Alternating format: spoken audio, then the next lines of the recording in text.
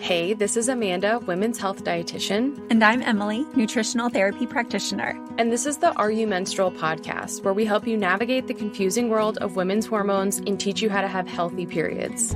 Each week, we will be diving into a different topic on women's health and sharing our perspective using nutrition, female physiology, and metabolic health. Our goal is to help you wade through conflicting health information and empower you on your healing journey. We hope you enjoy it.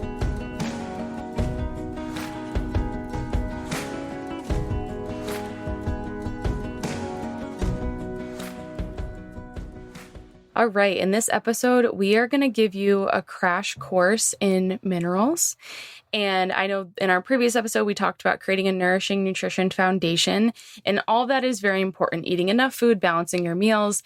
The next layer that you really want to begin to look at, it's really your minerals. So whether that be the mineral content in the foods that you're eating, but also your mineral levels in the body. So we're going to go through kind of the basic macro minerals in this episode, why minerals are so important, and then talk about hair mineral testing. And when it comes to why we are so obsessed with minerals, because we'll talk about that. I mean, we have like 4 episodes planned on minerals. So we're not going to stop talking about these. And the main reason is because they really are like spark plugs, right? Minerals are cofactors, which means that they kick off reactions. So without that mineral, without that spark, you are not able to generate energy. And minerals are really responsible for making energy, making hormones. That's why we focus on them so much in our practice. And even if we just kind of consider one example like copper, the body uses copper and oxygen to make ATP, which is our main energy source. So when we don't have enough copper or even enough vitamin A, which we're going to have a whole episode on copper, then we are not able to generate that energy, which means fatigue, mineral loss, and all those reactions that need that mineral start to slow down. So that's when we start to see symptoms and disease occur in the body. And the interesting thing about minerals and even vitamins, because I think that's something that tends to come up, is like, well, what about vitamins? We'll definitely talk about those more, but we talk about minerals first because our body can actually make some vitamins. It can produce them, but it cannot manufacture minerals. We have to get minerals from our diet and like manage our lifestyle so that we're not insanely stressed. Because as you'll learn, that's one of the big reasons that we have depleted minerals. But the body also can't get rid of excess minerals on its own. And if you're anything like me listening to this episode, I had no idea how important minerals were, especially for, hormone health and just overall health. So this was all news to me. I learned this when I started working with Amanda, and I found it so fascinating because we don't think about minerals in terms of our health and all the different processes that need to occur in our body to make sure that we are feeling good. It's important to think about, well, why are minerals such an issue for so many people nowadays? And here's the thing. Now more than ever, we are a population that struggles with our minerals, and there's a lot of different reasons for this. We live in a world that we are just constantly bombarded with mineral depleters, and it's actually extremely common to see mineral imbalances in most people. And in fact, most people are what is called a slow metabolic type, about 80% of the population actually, because of these depletions. And we will talk about metabolic types in a later episode, but that's just something to keep in mind going forward, just as an example of how many people are struggling with their minerals. So here are a few reasons why we are. And the first one is not going to surprise you. So stress is a giant reason why we are depleted because minerals are used up during the stress response. So you've heard us talk about magnesium. Stress depletes magnesium, but it also depletes sodium and potassium. And this can lead to electrolyte imbalances and confusion within the body. We will dive further into these minerals later on in this episode, but that's just kind of a start to understand and know like your electrolytes are super important and they are used up with stress. Soil is also a big thing nowadays. It's depleted because of conventional farming practices like spraying and tilling. And that means when we have depleted soil, we have depleted animals and depleted plants, which obviously leads to depleted humans. Okay, so we're eating those plants and those animals, and we're not getting the minerals that we once did. And then, of course, you have things like pesticides. Glyphosate is a big one that deplete our soil further and can also cause their own health issues. Another big area is just like dieting, right? We talked about this in our first episode on metabolism, and going to those extremes with your diet does tend to reduce a lot of really important mineral sources and or increase your stress response so that you're using up more minerals. So like vegan, vegetarian diets, if we think about if we're eliminating animal foods, remember those are some of the most mineral rich foods and the most bioavailable, which means we can absorb the most of them form. Carnivore, that's another one where yes, it's all animal foods, but then you're eliminating a lot of important plant foods that are giving us really important minerals like potassium. And then keto and low carb, those again, like you're going to that extreme, you're increasing your cortisol and your stress hormones a lot. So you have a lot more mineral loss, which is why a lot of people that eat in a way where you're reducing carbohydrate intake so much, they're constantly replenishing their electrolytes, right? You think about all the electrolyte powders that are marketed towards people on keto diets. Another big area is medications. And this doesn't mean that we shouldn't take medications. This just means that, hey, you might be depleting minerals in a way that you're not totally understanding. So if we think of like hormonal birth control, I mean, that depletes so many minerals and leads to imbalances, especially with copper. And then blood pressure medications, even like spironolactone, stuff that a lot of our clients come to us using for things like acne and hair growth. So the prescription medications often deplete minerals and supplements. And we are going to have a whole episode on this where we dig into this more, but things like taking excess vitamin D, that depletes magnesium. It can also negatively impact our vitamin A status and potassium levels. And then same thing with multivitamins or prenatals. These contain an abundance of synthetic vitamins, and that's the problem, right? It's not necessarily that it's the supplementation that's the problem. It's the types of vitamins and minerals that they contain. And kind of the last big area that comes to my mind is water filters.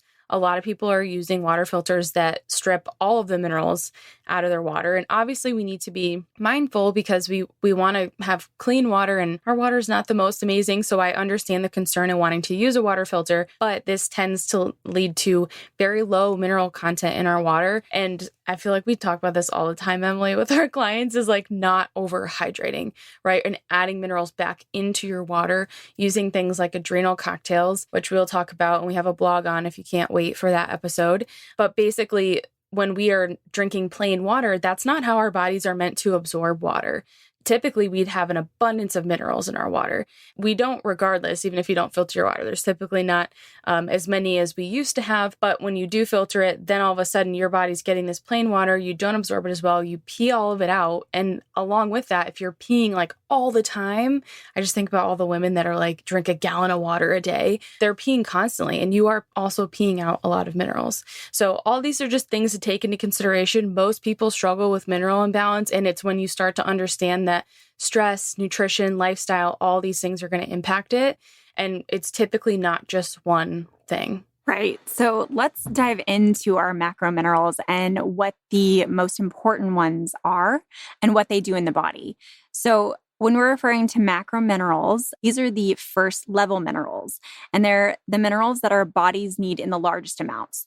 So they are calcium, magnesium, sodium, and potassium. So those are the four that are most important to remember. But to start with calcium, so this works with phosphorus, which is another mineral, to control the nervous system.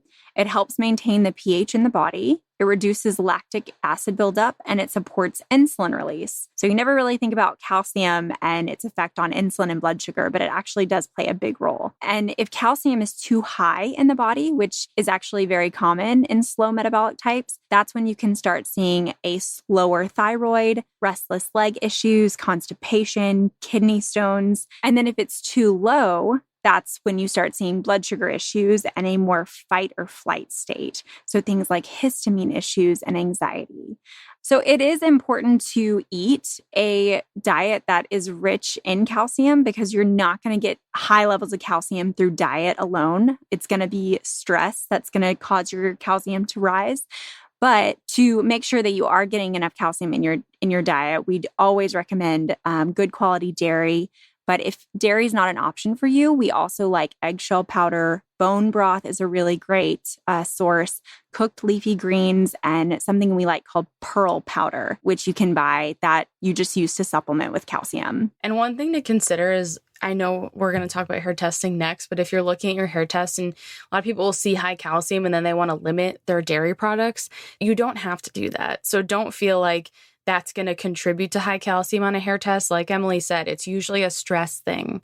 So it's not necessarily that you're eating too much dairy or I would check your supplements first, like your multivitamin, prenatal, whatever it is that you're taking. Some of us are taking like bone health supplements and that has calcium.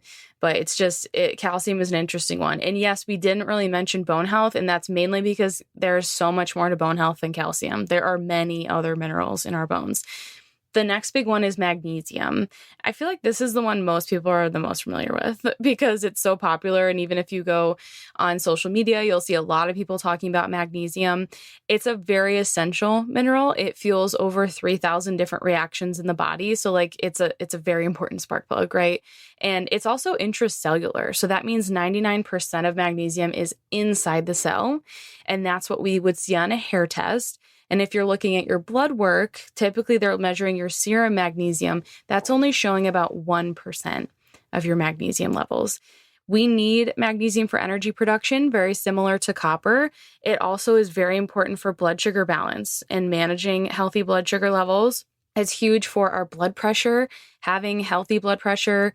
A lot of people that have high blood pressure it's typically a sign of a magnesium deficiency. Really important for vitamin D. It converts vitamin D in the body. And so if you have low vitamin D is more like a hormone. So it's probably a magnesium issue.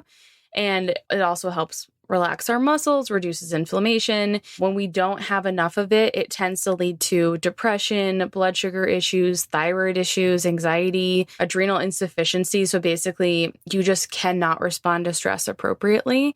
And when we actually have high levels of magnesium on a hair test, typically you're not really going to see that in your blood work, but on your hair test, you can see, are you using up a lot of magnesium, right? That it doesn't mean you have too much. It means your body has a bigger demand for it. It's not the best from food. It's hard to get enough magnesium from food, but you can get some in like cooked leafy greens, some in bone broth, small amounts in dairy, and then cacao, avocado. But again, like it's smaller amounts, and then it's like, who knows how much is really in the food.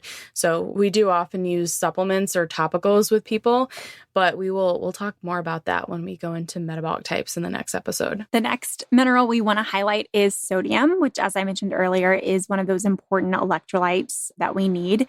And this is important for the stress response, but as an electrolyte, it balances fluids and pH. It helps with blood pressure, influences stomach acid, and it's also important for insulin sensitivity, which you're gonna notice we say a lot because minerals play a huge role. But if you have low sodium, it leads to insulin resistance, poor adrenal function, and poor digestion. And food sources, of course, everyone thinks of sea salt, right? That's pretty much where you get your sodium. And then there's also things like trace mineral drops and fermented foods that also help. But as Amanda was talking about, water earlier, and kind of drinking too much water can deplete things like sodium. I like to think of it as like your body is like a sponge, and whenever we're drinking water that doesn't have minerals in it, the sponge, it just like bounces off the sponge. Like our bodies aren't actually able to absorb that hydration and that water because we need those trace minerals like sodium in order to absorb it and use it. So I've actually been putting sea salt in my water whenever I drink water, or even using coconut water with sea salt because of the high mineral levels. So just something to think about if you do find that you're low in sodium or are experiencing some of these low sodium symptoms. And if you do add sea salt to your water, typically you want to add like a squeeze of lemon or lime or some other form of potassium, because as we'll talk about in the ratios, we just want to have a balance because yes, mineral levels are important individually, but they also are very synergistic, meaning they work together. And sodium is very synergistic with potassium, which is the last big kind of macro mineral that we want to go through. And potassium is another one similar to magnesium. It's intracellular, so 99% is inside the cell. Potassium on our blood work does not give us a ton of information. It regulates blood pressure. It's really important for fluid balance. Same thing with sodium. Like these two are very similar if you look at what they do in the body. They're both important for insulin. Potassium has a very insulin-like effect on the cell, and it helps make our cells sensitive to thyroid hormone and to glucose. So if you don't have adequate potassium, or sodium or a balance of them, then you have a harder time getting thyroid hormone inside the cell and glucose. So this is why, Emily did that whole newsletter and blog series on blood sugar and how it's not just a macronutrient thing, it's also a micronutrient thing. And this is why micronutrients are really important for different symptoms. And sometimes it's not always a diet change. It's more of like, okay, am I getting enough of this mineral? It also helps us store glucose in the liver. So if you have difficulty staying asleep at night, potassium could be a consideration. If we don't have enough of it, we tend to deal with a lot of fatigue, constipation, low blood sugars. And then when we have excess potassium, like say you see really high levels on your hair test, then that is showing that the body is having a response to stress. Some great food sources of potassium, like Emily mentioned, coconut water, aloe vera juice is a great one, the adrenal cocktail, which we'll talk about in a future episode. Potatoes, white potatoes are a much better source than sweet potatoes. But there are some in sweet potatoes. And then plantains, any like acorn, butternut squash, fruit, tomatoes, all those are going to give you great amounts of potassium. And again, like the individual levels matter, but the mineral ratios also matter. So you might be thinking to yourself now, okay, this is all great information. Like I'm happy to learn about these minerals, but how do I know if my mineral balance is off? So that's a really good question. And this is actually why we use HTMA testing with our clients. So that is a hair tissue mineral analysis. Okay. And it is a test that's used to measure the mineral content of your hair. And it's so easy. It's so painless. Actually, funny. Whenever I was telling friends about the HTMA, they actually thought you had to like pull your hair out by the string. I was like, no, all you have to do is cut it. But it just requires one hair sample that weighs about 100 to 125 milligrams, which is about one heaping teaspoon of hair. So it's not a ton. And you take the sample from like the middle lower part of your head, ideally near your scalp. So this is nice because it's very easy to cover. You're not going to have like a huge gaping hole where hair should be. But then you cut the hair sample closest to the root so that it's only 1.5 inches long. So this sample shows the body's mineral status for the last 90 days, which is actually pretty amazing, because most tests will only be looking at a very small snapshot in time or about the span of a day. So nothing so far that I know can look at the mineral status for this long, which is why we love to utilize this test. And I think the other big thing to consider about hair mineral testing is that it's looking at minerals inside the cell, whereas blood work is looking at minerals outside the cell. And like we just said, magnesium and potassium are intracellular.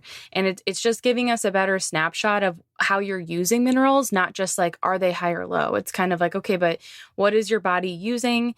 It also lets us get an idea of what stage of stress your body is in. Like, how are you specifically responding to stress? Morley Robbins, he created the root cause protocol. I'm going through that practitioner course right now. It's amazing. Highly recommend it for anyone that wants to learn more about minerals. And he describes the HTMA as a fingerprint. So it's everyone has their own unique HTMA response, and it's pretty much showing you how you present on an HTMA is how you deal with stress. So we're not just looking for high or lows. Like, I mean, when we get blood work drawn, it's typically your doctor's like, is it within the optimal range? Hair mineral testing is a lot more than that. It's looking at what your ratios are, which we're going to go into next. It's looking at, are you using up a lot of mineral resources, what needs to be replaced. And that's the thing, like if you see a high level on a hair test, it's like, okay, you're using that up, eventually it's going to be low. So it's not like a high level on blood work where you're worried that you have too much. It's more of like, why are you doing this, right? Like what is the connection with your stress and your nutrition and your lifestyle that is leading to the results on your hair test? And I feel like that's why it's so much more applicable, especially with clients.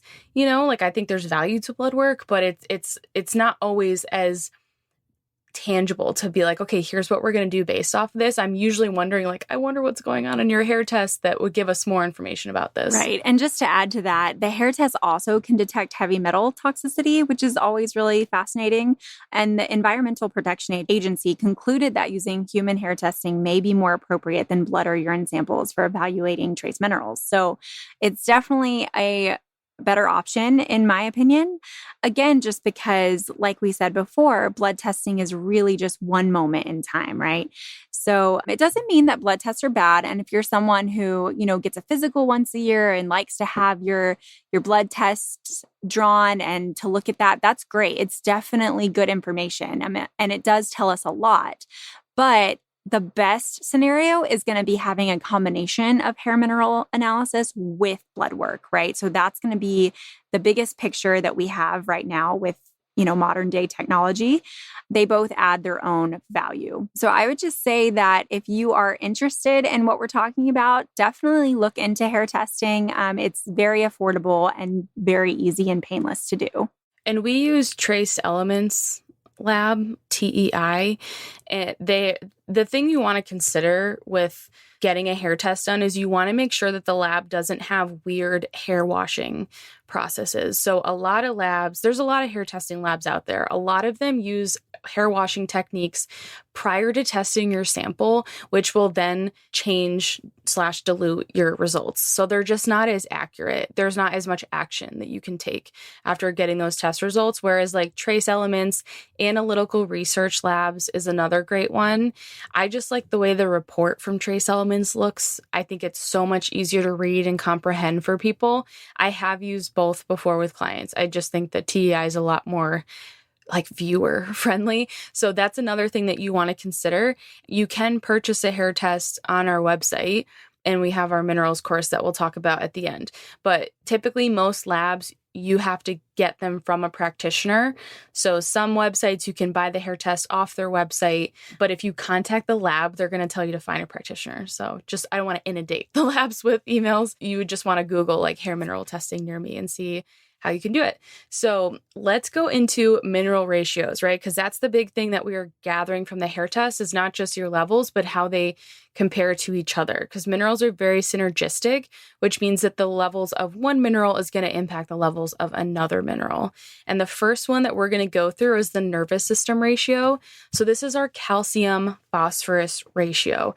Calcium, very important mineral, but it is sedative, which means it relaxes our nervous system. And phosphorus is very stimulating, which means it's going to excite the nervous system. That's why we want to have a balance between both of these. When we have a high nervous system ratio, this is meaning excess calcium, which means slower metabolism. When we have a low calcium phosphorus ratio, then this means that we are very stimulated and in that fight or flight state. So high ratio means slow metabolic type. Low ratio means fast metabolic type. The next episode is going to be going through the different metabolic types and what they mean. But just kind of relating it back to your metabolism, it's kind of showing you like what stage of stress are you in. So when you are slower, you're more depleted. When you're faster, you're more in that alarm stage of stress. The next important ratio is called the vitality ratio, and that's going to be your sodium-potassium ratio.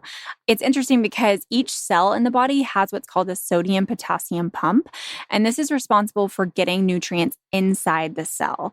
So either way, if your ratio is high or low, this just shows that there is a sign of stress and that it's going to be hard for the cells to get those nutrients inside.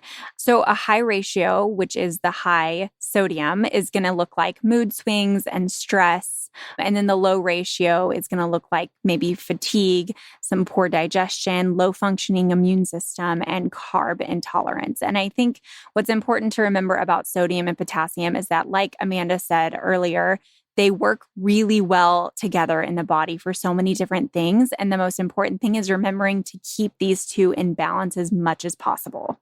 The next one is the thyroid ratio. So this is looking at calcium and potassium, mainly because higher calcium is going to mean that you have calcium that is potentially binding to iodine receptors, which is where your thyroid hormone should be binding.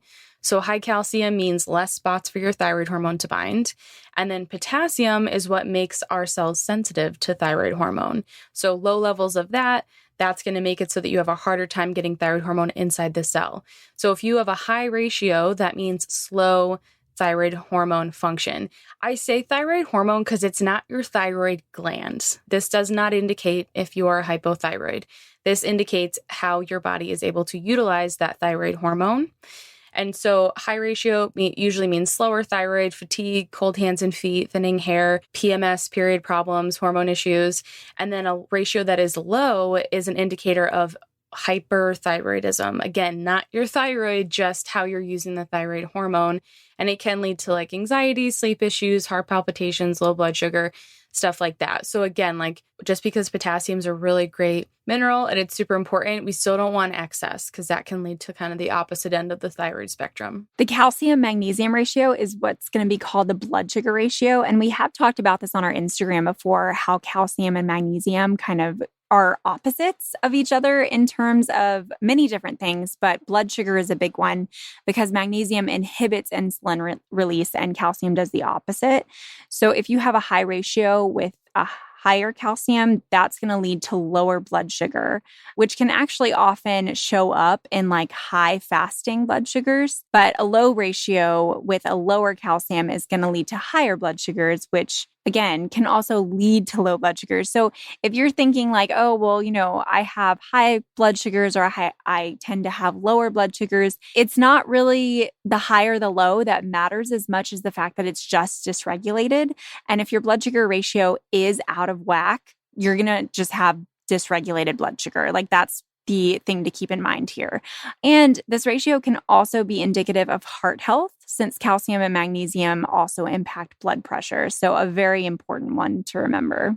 And then the last one is the adrenal ratio. This is our sodium magnesium ratio. The higher the ratio, that's showing faster adrenal activity. So think making more cortisol, being in that alarm stage of stress where you're actively using up a lot of minerals and dealing with lots of cortisol output. A low ratio means slower adrenal activity. And typically that's when you're going to be dealing with more fatigue, burnout, and just probably feel like you can't quite handle stress the same way that you used to. So how do you know if you need mineral support? We were joking before we started recording. I feel like everyone does.